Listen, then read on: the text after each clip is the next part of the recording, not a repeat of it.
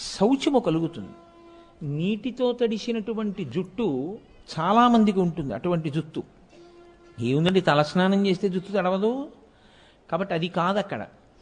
కపర్ది అన్న నామానికి ఉండేటటువంటి లక్షణం ఏమిటంటే ఆయన నీటికి పవిత్రతని కల్పించగలిగిన వాడు. ఏ నీటి చేత ఆయన జటాజూటము తడిసిందో ఆ నీటికి పవిత్రత వచ్చింది. అయితే ఇప్పుడు ఆ నామము యొక్క వైశిష్ట్యమును మీరు పరిశీలించండి. లోకంలో శౌచము అంటే మన శరీరమునకు పట్టినటువంటి అశౌచము, అపవిత్రతని తీసేయగలిగినటువంటిది నీరు ఒక్కటే.